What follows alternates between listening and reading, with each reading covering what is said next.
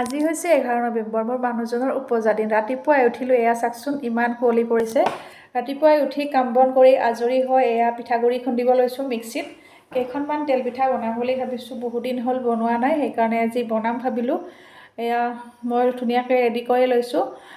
বহুত দিনৰ মূৰত খালে ভাল লাগে যিকোনো এটা বস্তু আৰু এইফালে ধুনীয়াকৈ ফুলিছে সৰু সৰুকৈ মই বনাইছোঁ এয়া হৈ গ'ল মোৰ ইয়াতে আছে মোৰ প্ৰায় 35খনমান হ'ব বনাই ললোঁ ধুনীয়াকৈ কেইবাদিনলৈ খাব পাৰিম আৰু এইফালে মানুহজনৰ স্কুলত বাৰ্থডে সেলিব্ৰেশ্যন কৰিলে ষ্টুডেণ্টে তেওঁলোকে ইমান ধুনীয়াকৈ মৰম যাচিছে ছাৰলৈ বুলি চকলেট কলম ধুনীয়াকৈ দি দিছে ফুলো দিছে কেইজনমানে ভাল লাগে তেনেকৈ সৰু সৰু ল'ৰা ছোৱালী ইমানখিনি মৰম যাচিছে আৰু এইফালে চাকচোন গুড় দি পেলাই পিঠা বনাইছে ভাপত দিয়া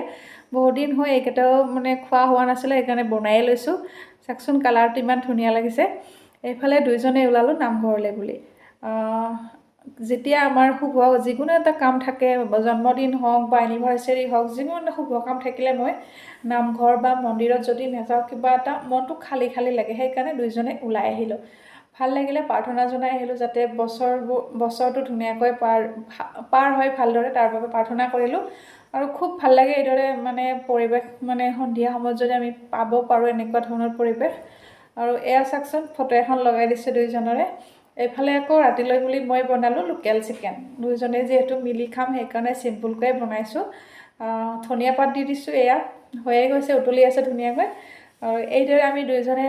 মানুহজনৰ বাৰ্থডে আমি উদযাপন কৰিলোঁ একেবাৰে চিম্পুলকৈ আকৌ লগ পাম নতুন এটি মিনি ব্লগৰ সৈতে বাই বাই